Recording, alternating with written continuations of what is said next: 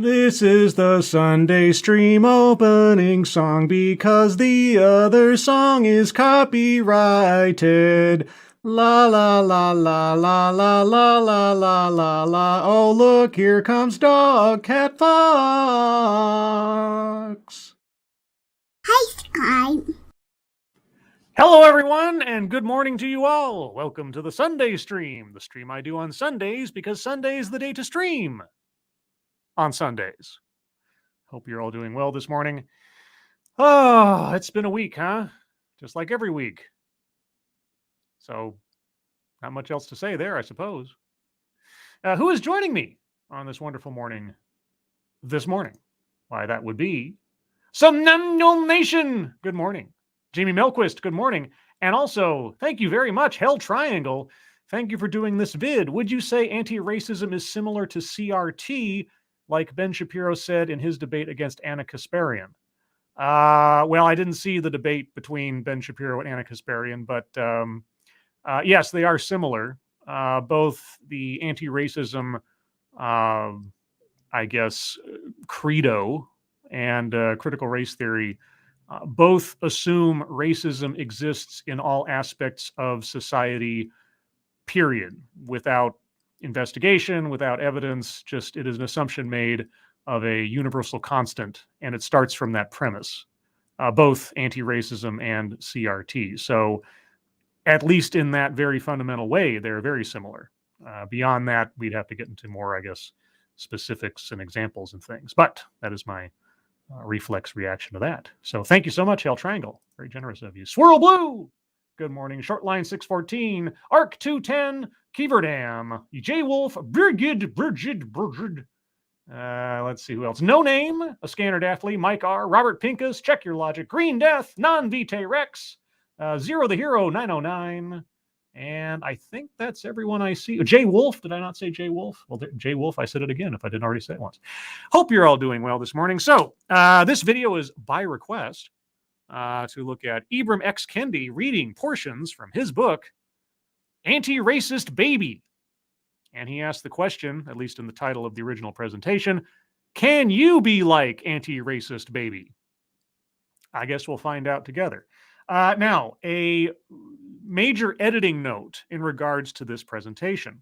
So the way this thing worked, okay, well, first off, aside from taking away any music beats that could be potentially copyrighted, the way that this presentation worked was Ibram X. Kendi is reading his book in front of a group of children. And variously, as the video proceeds, they will cut away to these sort of direct one-on-one interviews / testimonials with the children who are a part of that group. Now, I'm not comfortable critiquing or dunking on children, if you can believe it. Basically, they're only going to be essentially repeating what they're told. There's not much to be said there or critiqued, and I don't really find anything of value in that. So I have removed those portions from the video. So what you're going to be seeing is just the portions of Ibram X. Kendi reading from his book, and I think a little bit of comment or commentary on either side of it. If you'd like to see the full presentation in its, unedited form, the link is in the description.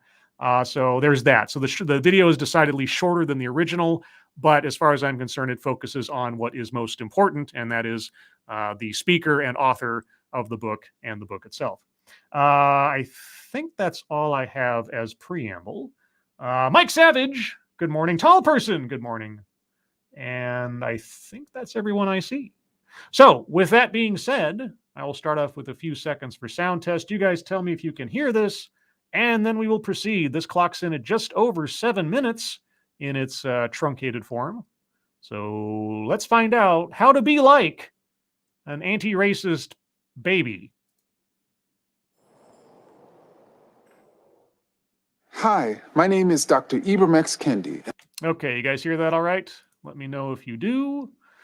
Let's see, what's going on?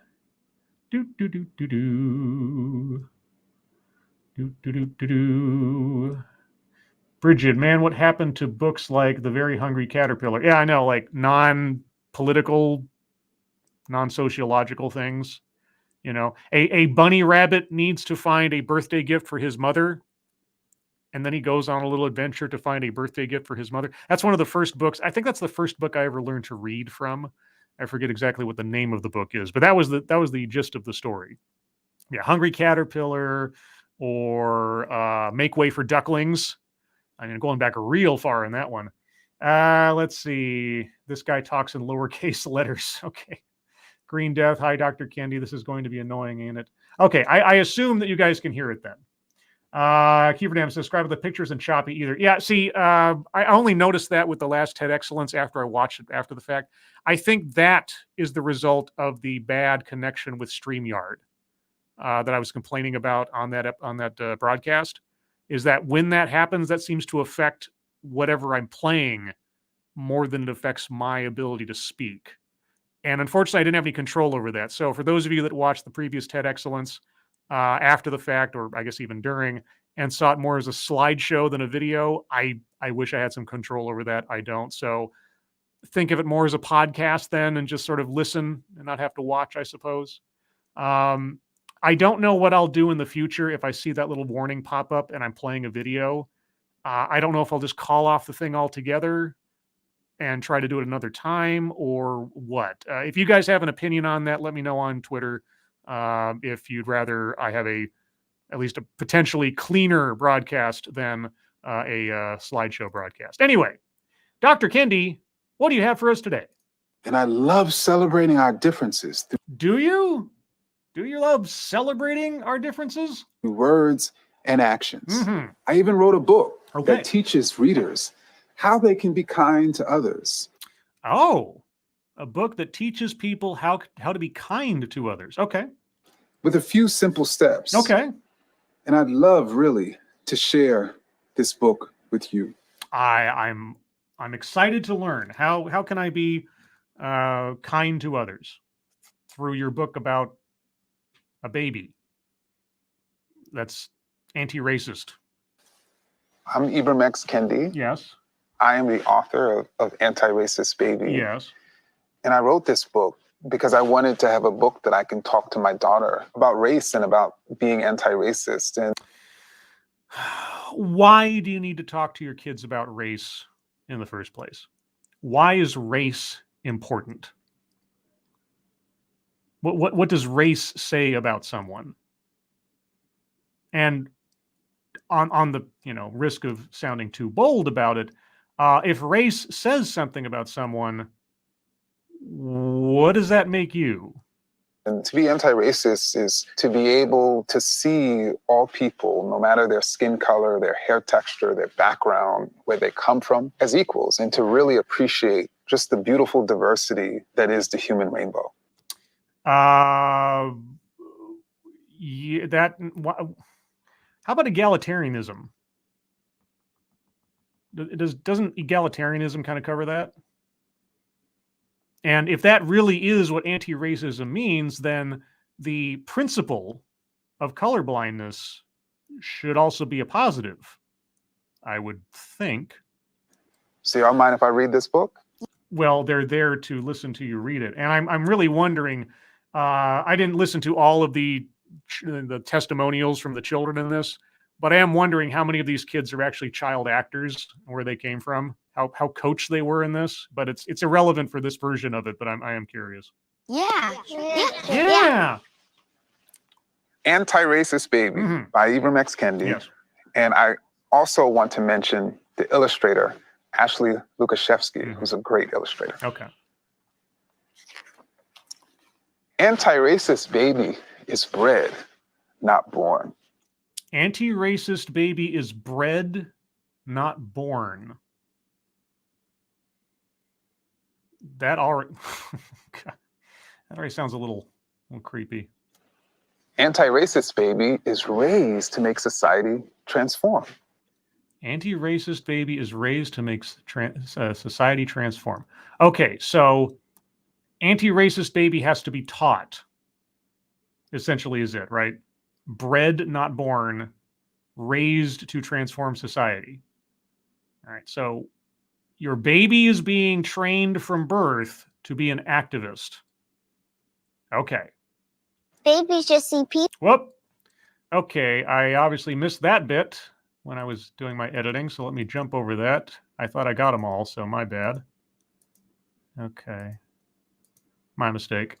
Babies are taught to be racist or anti-racist. There's no neutrality. Take these 9 steps to make equity a reality. Wait, what? Babies are taught to what? Hold on. Let's try that again, shall we? Neutrality? Yeah, my bad. Sorry, guys. This is on-the-fly editing because I made a mistake in the first pass, obviously. Babies are taught to be racist or anti-racist.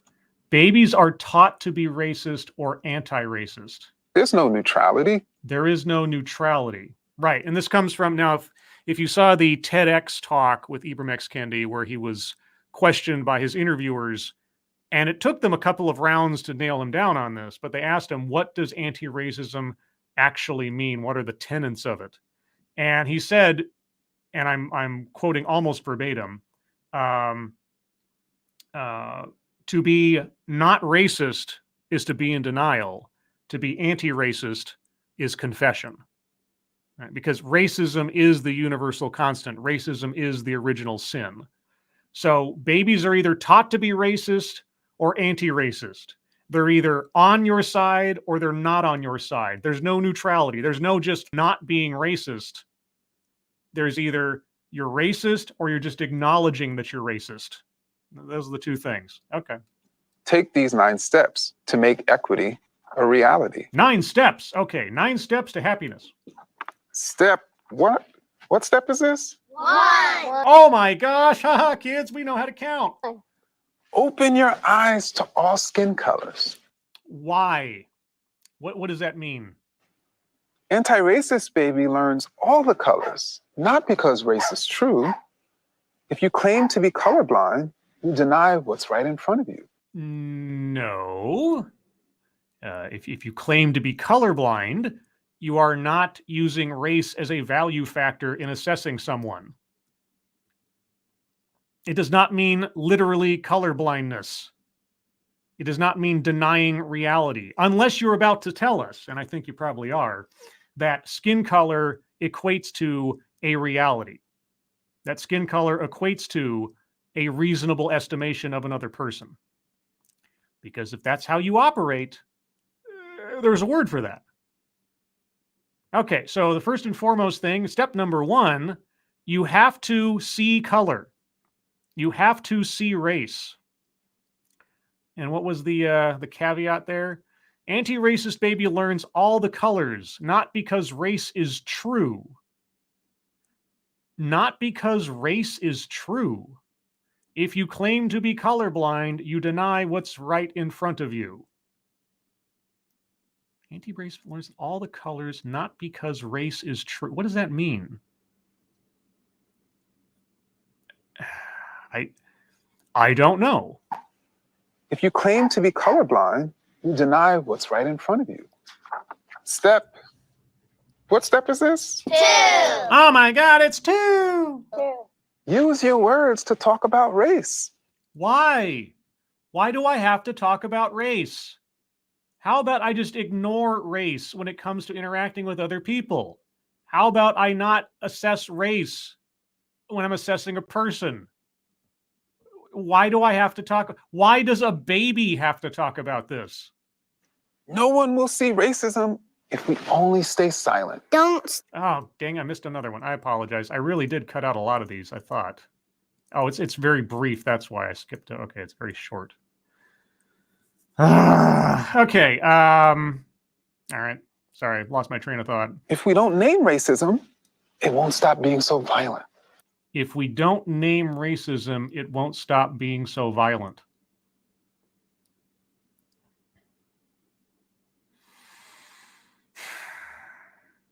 Okay, this is where the sort of the worlds collide kind of thing.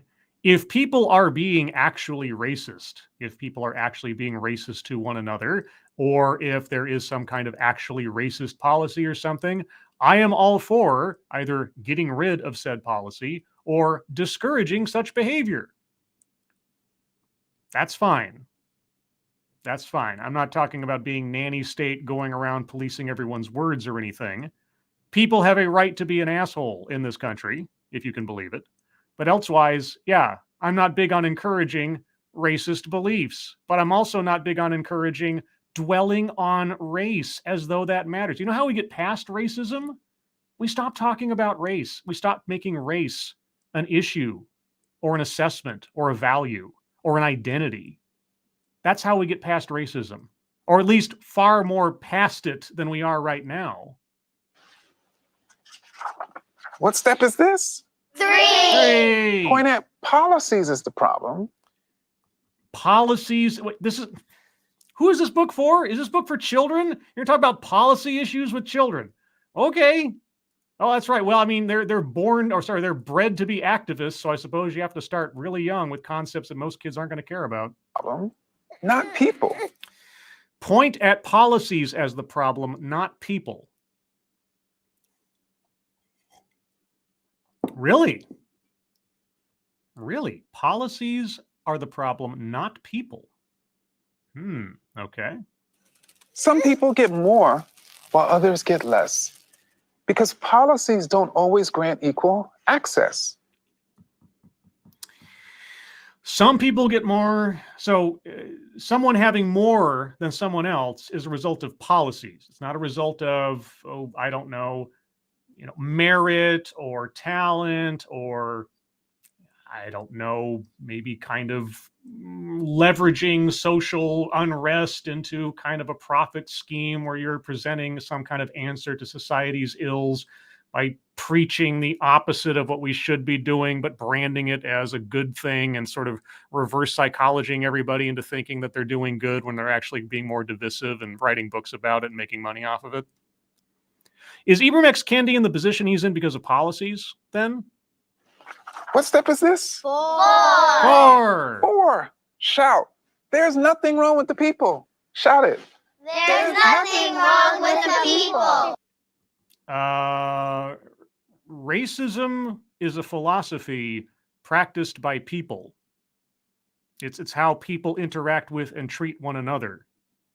So racism does start with people.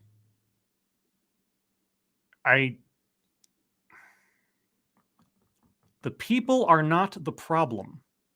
It's all the policies. Okay.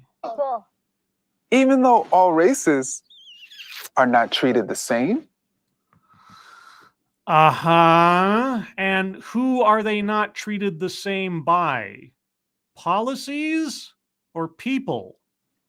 We are all human, Antiracist Baby can proclaim. Yes. So why divvy people up on the basis of skin color? Why not treat skin color as much as an important factor in assessing someone as eye color or hair color? Why not just dismiss it entirely as a value factor, as an identity? How about we do that? What step is this? 5. Celebrate all our differences. Antiracist Baby doesn't see certain groups as better or worse. Antiracist Baby loves a world that's truly diverse. Okay. I mean, if that is true, but also Antiracist Baby is a baby. Antiracist Baby doesn't have any kind of principles or values or anything. It's a baby. It almost feels like, I know this is a crazy thought, it almost feels like this book that's ostensibly for children is trying to deliver some messages and some concepts that have nothing to do with children. What step is this? 6. 6. Knock down the stack of cultural blocks. Knock down the stack of cultural blocks. Yes, destroy the system. Oh boy.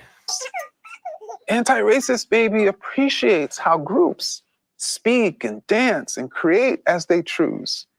Antiracist Baby welcomes all groups voicing their unique views. Well, I mean, this might be one of those instances where the word groups is actually used correctly and not as a replacer for demographics.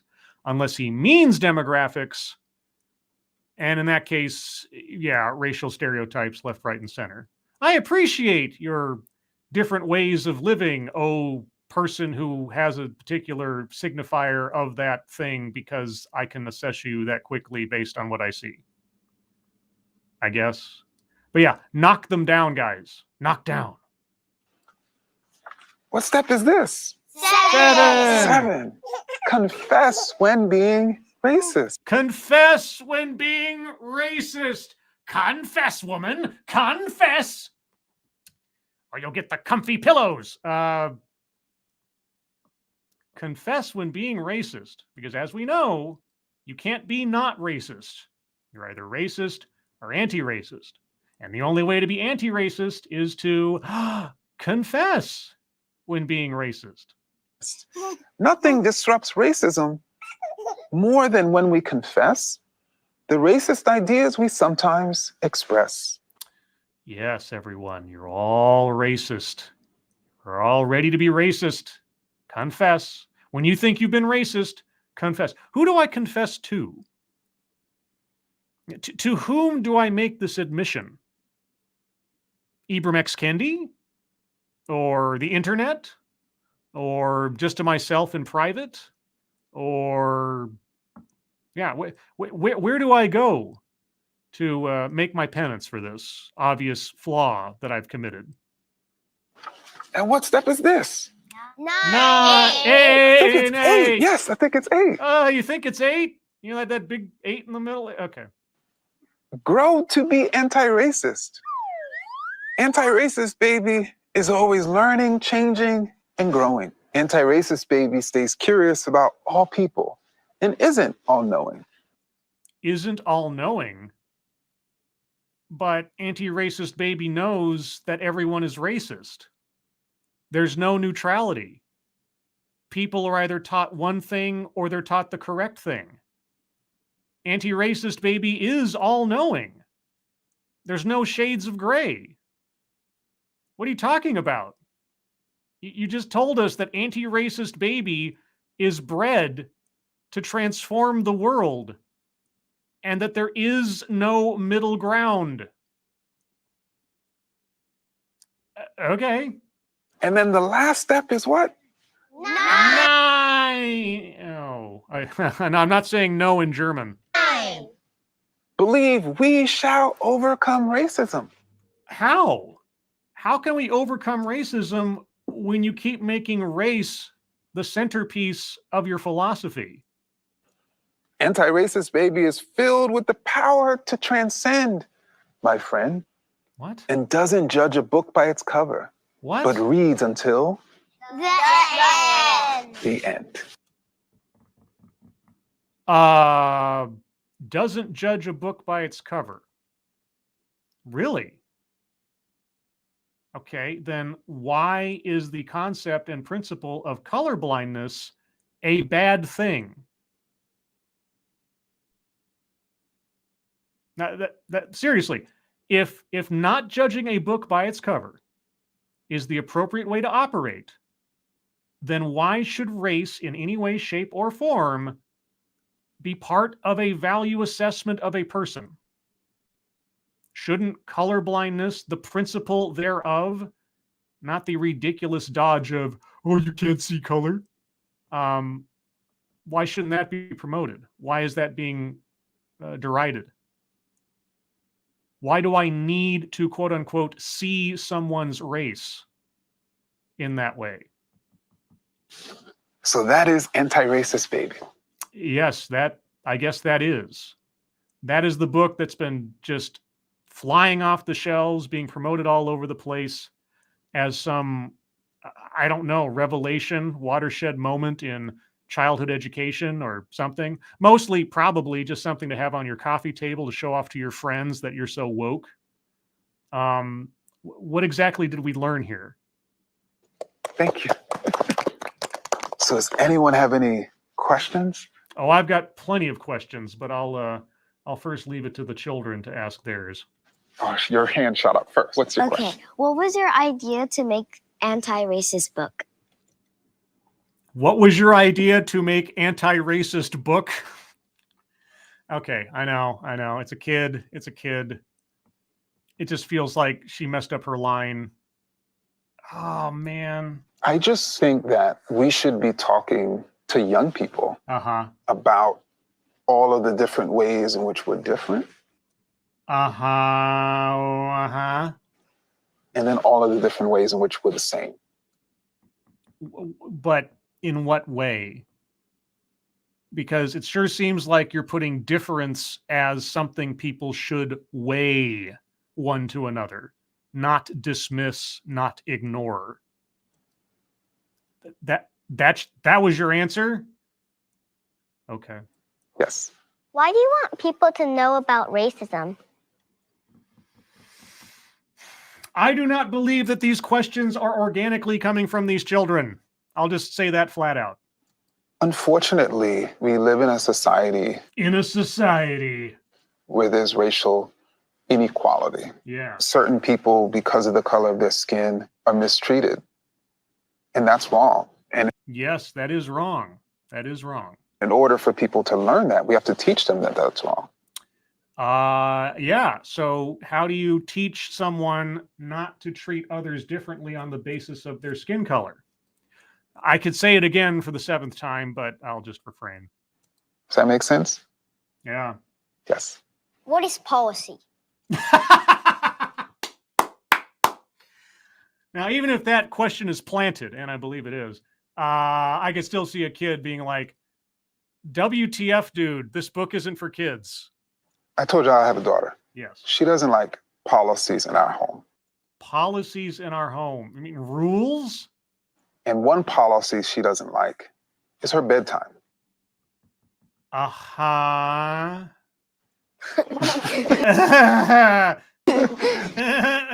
Awkward laughing. She's like, why does my bedtime have to be 7:30? Because I'm your father and I say so. I don't. How do you handle a policy dispute in your household? I guess is my question. So a rule is like a policy. A rule is like a policy? No, those are two different words. And sometimes they're policies for a single person. Yeah. Like my daughter or each of you, if you have bedtimes. And then other times there's a policy for everyone in the community. And sometimes those policies make it harder for people to do particular things. So there was a time in this country where people like me could not go into certain restaurants. Yeah, and now replace that with people who either do or do not have certain medical clearances. Oh, the times they are a-changin'. Because they had white-only signs. Yes. And that was like a policy that... Yeah, and do you see some places now, Dr. Kendi, that have signs that say white people not allowed, or this space for people of color only, and so on? Did you see that video from, what was it? Was it Arizona State or something like that recently, where the two guys are sitting in the study room studying, and the two girls walk up and start harassing the heck out of them because they're not supposed to be there because they're polluting the air with their whiteness or whatever? I assume you would be against that policy then, correct? That then barred me from coming in and dining with other people. Mm-hmm. But we don't have that anymore, do we? Well, not that specific one based on race, at least. You're not going to tell the children that society can change, that people can change, though, right? Do we do that today? Yeah, no, that is a danger if you let racism become the law of the land. It's true. Other questions? That's okay. Yes. What if I say the wrong thing? Oh, yeah. What is the wrong thing, by the way? Who is the arbiter of right or wrong speaking? Is that Ibram X. Kendi? The beauty about being anti-racist, yes, is to say the wrong thing. Yes. And to acknowledge it. Yes. And apologize. Yes. There's nothing wrong with making a mistake. Oh, really? There's nothing wrong with making a mistake. Are you sure about that? In this society, right now, on this subject? And actually, that's what humans do. Like, we're not perfect. You're right. We're not perfect. You're right. What qualifies as a mistake, by the way? What qualifies as the wrong thing to say, by the way? But we can strive to do things right. Yes. But in order to do things right, Yeah. we have to recognize when we do things wrong. Yes. Okay. Well, that's certainly true. You cannot solve a problem until you analyze and acknowledge the problem. So, for example, there was the Civil Rights Act of 1964, or let's say any law that has ever been passed, okay, or any revision to a law that's ever been passed, or any enhancement or amendment, etc. Here's the thing, and I've said this before, and I know you've heard it before if you listen to me, and I'll say it again. Laws are confessions. Laws are confessions that the way things operated prior to the law were being done incorrectly. And a law is an acknowledgement of that wrongdoing and a promise that society is going to attempt to improve itself going forward. Now, is every law a good law? No. But that's the general concept behind laws, is acknowledging that something is wrong and needs to be addressed, right? So, in that same vein, then, I'm sure Dr. Kendi would admit that in the time since, say, 1964 and onward, society at large has acknowledged these issues and has strived to improve upon itself. Is it perfect? No, because nobody is perfect. No system is perfect. Is it endeavoring to do better over time? Yes. Does the anti-racism movement improve upon or degrade that progress, do you think? You have the power to change the world. And one of the ways you do that is by telling the stories of the people around you. I've always been kind of a cynic, maybe kind of a Louis C.K. cynic on that notion. It's like, you have the power to change the world. I don't. Not really. I mean, there are some unique individuals throughout time who either by their actions or the consequences of their actions have, in one way, shape, or form, changed the world or redirected societal thinking and so on. It's not impossible, but 99.9% of us, none of us are going to change anything. Not really. Not the world. Our individual lives, the people that we know and so on, but I don't know. I don't know. It's worth getting a swelled head about it. Maybe that's just me. Anyway. Can you tell the stories of some of the faces you see around your community? No, because the faces of my community don't tell me anything. Just looking at someone's face does not tell me their story. Unless you happen to be some kind of ist. Yeah. What? Okay, so this was a bit that had nothing to do with anything. He sent the kids off and they made like little toys out of paper towel tubes and arts and crafts and stuff, and they put faces on them and yarn for hair. And then you had each of the kids sitting there and telling the camera the story of the toilet paper, the paper towel tube person that they made, and what their name is and what their personality is. That was the capper to this entire presentation, which had nothing to do with anything and totally wasn't scripted.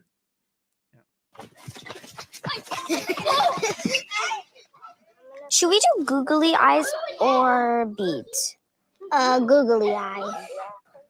And I jumped over that because it was absolutely irrelevant.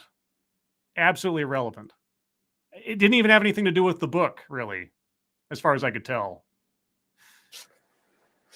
Thank you so much for learning with me. Oh, I'm glad to have been taught. It was so fun to practice how we can use our words to talk about race. you didn't really talk that much about race, except to tell us that it's really important to see it and acknowledge it and not judge a book by its cover, but also color blindness is a bad thing. How will you use your words to push for fairness and equality? Well, I would wager to say I'm doing that right now, after a fashion. I will tell stories about our differences. I'm sure you will. Okay, I think everything else after this is children speaking, and like I say, I'm not gonna. They're scripted, paid actors. There's no way that any of that was natural or organic. So let's get the last word here from. Remember, speak up, speak out, Yes. and tell your stories. Yes, I do. I am. I have been. I will be. Okay, well, not exactly the lengthiest analysis of a book I've ever seen. That was a very short book. I will compliment the art. The art was very catchy and fun. The writing, yeah. But, okay, so that is the best-selling children's book, Anti-Racist Baby. As far as I can tell, we had the entire thing read to us. I haven't read it myself. I don't plan on getting a copy anytime soon, but that was the fundamentals. So 9 steps to becoming an anti-racist baby. Did any of that have anything to do with a baby? Did any of that have anything to do with childhood or play or imagination or a funny dinosaur or anything? No, it was about race and policies. And okay. Well, boys and girls, that's been your read-in for this Sunday. A relatively short adventure. If you have any questions or comments of your own, I'll entertain them now, and then we'll wrap up this little Sunday morning romp together. Yeah, Septus Wolf, yes, thank you for teaching me how racist you are. Please follow me to your assigned re-education center. I mean, the thing is there wasn't anything like overt per se, but to say the principle of color blindness is just denying what's in front of you. You have to see race even though it's not true. I'm not quite sure what the heck that meant. Like race is a construct? Is that what it was implying? See it even though it's not true, and color blindness is bad, but don't judge a book by its cover. And there is no in between. You're either raised racist or anti-racist. There's no neutrality. There can be no compromise. Yeah, what a wonderful lesson to teach a child. You know, my way or the highway. You're either thinking correctly or you're thinking wrongly. You do not have the escape of just not participating. Everyone is playing the game, whether they want to or no or not. Oy. Let's see. Inceptive also says, I want my time back, Scribe. I'm sorry, I cannot refund your time. Zizir Drury, at Tirowari. Yes, he changed his name partly because he changed his politics. He used to say white people were a different species. At least now he admits they're human. At least publicly. Who knows what goes on behind closed doors? Let's see. Arc 210, he's raking in the dough with these books. Well, actually, if you want to talk about raking in the dough, the biggest one was last year when his anti-racism research center or something to that effect got a $10 million donation from Jack Dorsey, CEO of Twitter. So, hey, you know, telling people that they're racist and that racism is endemic and cannot be done away with. Hey, nice work if you can get it, I suppose. Let's see. No Name. I've sat in on their equity meetings. They encourage whites to confess their privileges and confront their inherent racism as whites. Yeah, I've seen. I've done a couple of videos on similar things. What was it? There was one. Yeah, it was an NBC bit where there's like support groups of like elderly white people sitting in a circle and basically, yeah, confessing their evil sins to one another and sort of alleviating their souls, I suppose. Marking Bad, race is a construct that tells us absolutely nothing about an individual, but you have to center it in your interactions or you're a racist. Yeah. Demographics as groups and so on. What stories do you see in the faces of the people in your community? Only those I make up in my head, I suppose, because otherwise, I don't know. Let's see. Lexi Mads, I'm really going to have to replay this. My family is rude. You guys are far more important, but they do not recognize this. I've been, I guess, fortunate. Well, I mean, in one sense, I don't have a very big, like, extended family. Like, when I go see my family, it's just my sister, my mom, and my dad. So at least growing up, I didn't have to contend with a whole bunch of warring philosophies on this, that, or the other. So in that sense, I don't really have a lot of family drama, thankfully. I didn't. No, I have sympathy for people that have to deal with that kind of stuff. But yeah, I don't know.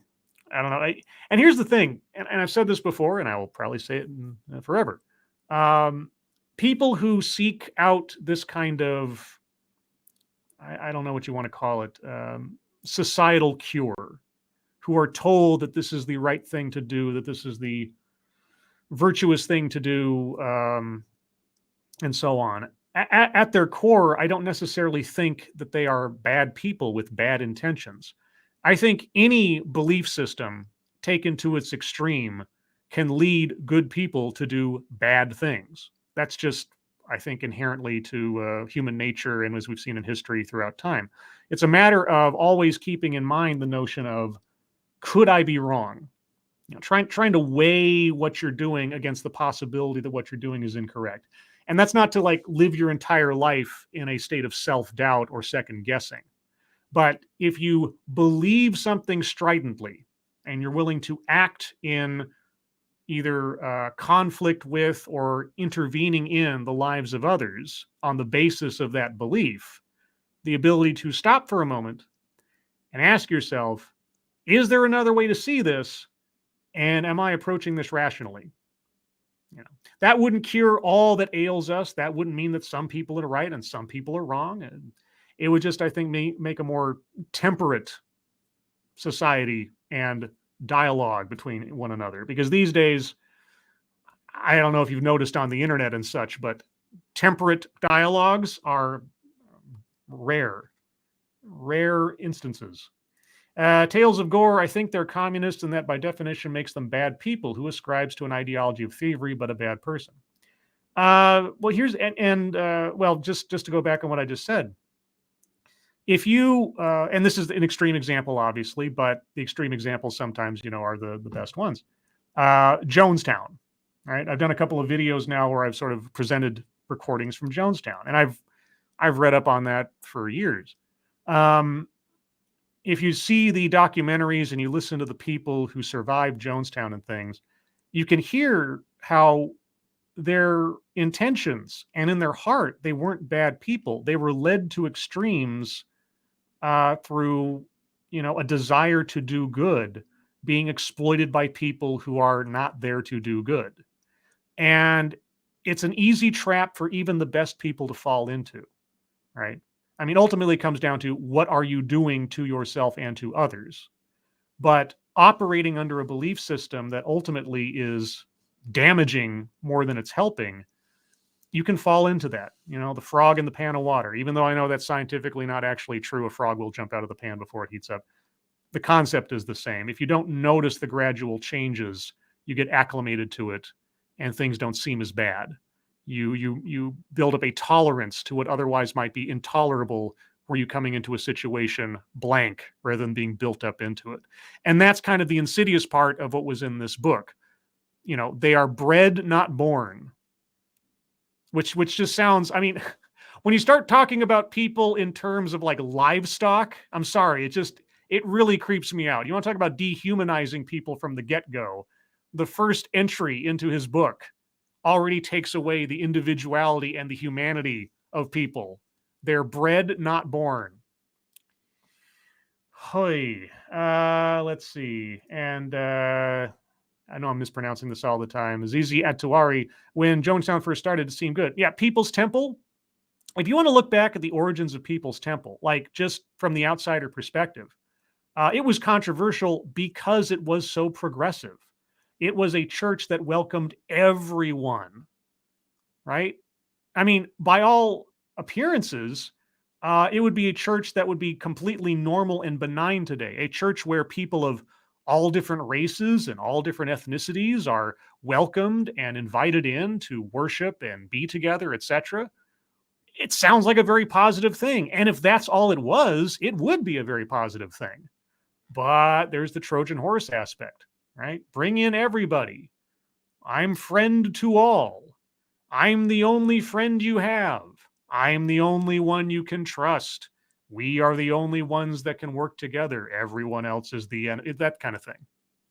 So, yeah, I mean, on paper, People's Temple was a perfectly progressive, welcoming, positive organization. But Lexi Matz, I was watching an old Short Fat Taco video last night about the Starbucks re-education camp from 2018. I noticed the grammar in the workbooks was atrocious first. I was probably put together very quickly and not have much editing because Starbucks really needed to hop to it to solve that problem. The one part about that whole thing that I most people don't seem to remember is that I think it lasted for like a week or maybe less, where the initiative from Starbucks was to have the baristas write hashtag race together on everyone's coffee cups in order to initiate a conversation about race or something like that. Yeah, that lasted about as long as it sounds like it should. And I think that came down from the CEO, who's just a brilliant individual himself. Let's see. Check your logic, scribe light, and they say critical race theory is being taught to children. If you want to know the truth of whether or not critical race theory is an educational tool, I invite you to check out the playlist on my channel called 2010, A Critical Race Theory Odyssey. Because it's a bunch of professors from Oregon State University from 2010, long before the current hype and insanity over race issues in this country and so on, talking about critical race theory in the academic context. So it's been taught in schools and has been inspiring education for years now. It's not just suddenly something that just happened or some theory in and of itself. Anything else? Kiefer Dam, you don't have any aunts or uncles? I do, but they're all, they live very far away from us. So like my family and I are sort of like an outpost of our family, far away from everyone else. Everyone else is in different states or middle America kind of thing, and we're far away from them all. So I have an extended family, but we're not close. So I guess that's what I meant. We're not close. We don't gather like one big group on the holidays or anything. It's just basically us, and that's basically how it's been since I've grown up. Let's see, a couple more, and then I will wrap this up. Lexi Mad, Starbucks changed CEOs during that whole thing, one white guy to another white guy. Sure. And there's still a $1 zillion company, so whatever. The stockholders are happy. And Atiawari, that race together is so cringe. Why would anyone want to discuss race when they're just trying to get their coffee? Awkward much. Yeah, exactly. So somebody's not going to a Starbucks to have an in-depth conversation about race relations. That's, at least I'm not. I don't know about anybody else, but I'm not. Actually, I can't remember the last time I actually went to a Starbucks. It's been a while. And I guess I will wrap that up here because I don't have much else to say and coming up on an hour. So everyone, I want to thank you so much for joining me for this relatively short little presentation. I'm not quite sure what we learned from it, except that this book is a bestseller. Yeah, the totality of what he read to us is a best-selling book and is promoted by teachers and parents and pseudo-academics as a revelation and something that they are excited to show to their children and read to them at night. Which is, that's your choice, I suppose. I'm not quite sure there's any educational content in there so much as there's indoctrinational content, but c'est la vie. A couple of other notes. I am actively working on my next true crime video. I've already made up a test opening for it, and I am currently scripting it. I have a couple of things to work out there, but Just so you know, it is in process. I have a feeling I will eventually have it out there. Couldn't give you an ETA because I don't want to rush it, but it's in process. Elsewise, you can certainly find me again on this channel next Thursday at 6 p.m. Pacific, 9 p.m. Eastern for another TED Excellence, where once again I will look at an off-brand TED Talk, or perhaps even a TED Talk itself, that will hopefully not turn into a slideshow and will hopefully also not be Lizzo, because Lizzo decided to claim copyright on my TEDx talk. And so whatever pennies it may earn through monetization will go to Lizzo. And I hope she does something very positive with that money. I do. So with that, everyone, thank you so much for joining me. I hope you enjoyed it, such as it was. Let's see. I don't have a standard closing for this. So this is me stumbling over myself. How about this? You guys are the greatest audience in the world. You really are. Moderators, thank you for keeping an eye on things. Even though everyone here is so well behaved, you have very little to do. Everyone who donated, thank you so much for your generosity. I really do appreciate it. Hope you all enjoy the rest of your Sunday. I hope you are all safe and well. If you are not well, please get well soon. And I will see you on the next one. Take care. Bye-bye.